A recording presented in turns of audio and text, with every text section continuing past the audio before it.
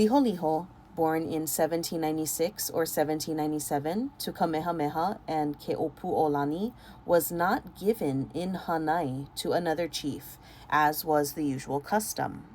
Instead, he was brought up in his father's household by Kamehameha's favorite wife, Ka'ahumanu. When Liholiho became king in 1819, Ka'ahumanu announced that he would share the rule with her. In her role as Kuhina Nui, she had as much power as Liholiho. For some years, belief in the kapu system had weakened.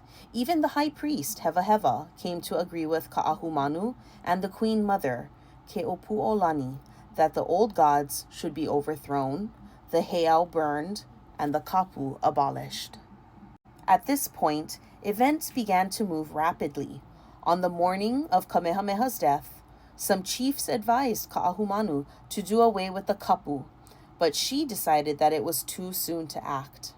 2 weeks later, Liholiho was crowned at a great ceremony in Kailua. At the end of the ceremony, Ka'ahumanu proposed that the kapu be overthrown. The young king, who had been carefully trained in the old religion, refused to give his consent. Shortly after, Keopuolani and her younger son, Kauikeauli, decided to eat together. This was in violation of the kapu, and though the king did not object, he did not join them. Now another event of religious importance occurred.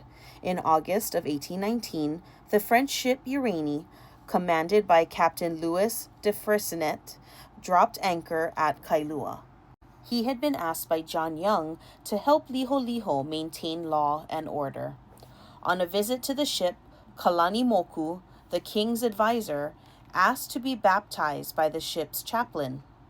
A few weeks later, when the Uranie reached Oahu, Kalani Moku's younger brother, Boki, the governor of that island, also asked to be baptized. Quite clearly, the old ways were changing. Now Ka'ahumanu and Keopuolani put more pressure on Liholiho. After giving the matter much thought, he went with his court to Kailua, where a great feast had been prepared. Liholiho sat down and openly feasted with men and women. When the people saw that no punishment followed this act, they rejoiced that the kapu was ended. Quickly, the news spread throughout the islands. People burned heiau and the images of gods, led by the high priest himself. This was in November of 1819. The kapu did not die easily, however. Some Hawaiians kept images of their gods. Some chiefs were angry that the kapu had been ended. Among these was a young chief, Kekuaokalani, who was a keeper of the war god Ku Kaili Moku.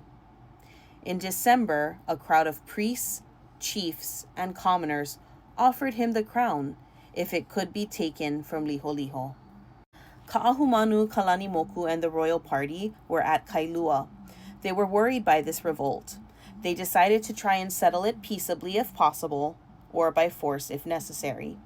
They were well supplied with arms, having bought a shipment of muskets and ammunition from an American trader some months before. Efforts to avoid fighting failed, however. Brave Hawaiians, including Kekuaokalani and his wife, died in battle.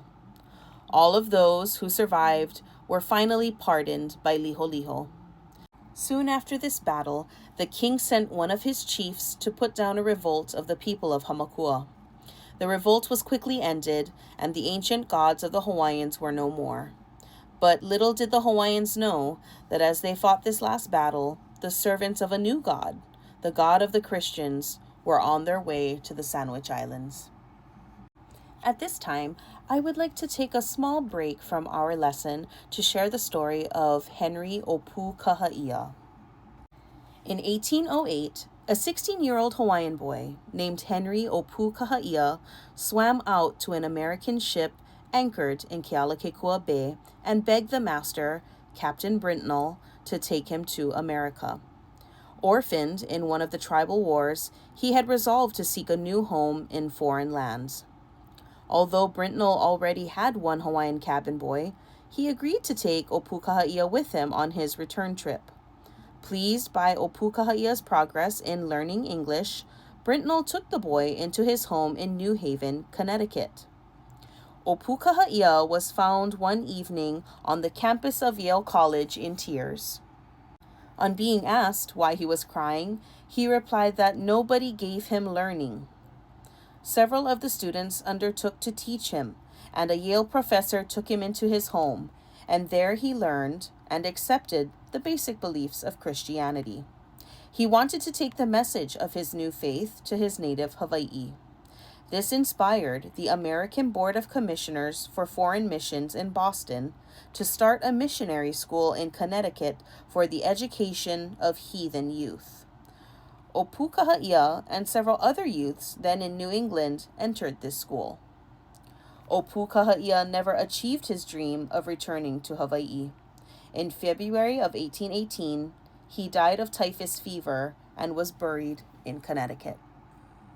It was not until 1993 that his remains were returned to Hawaii and laid to rest in Kona on the island of Hawaii.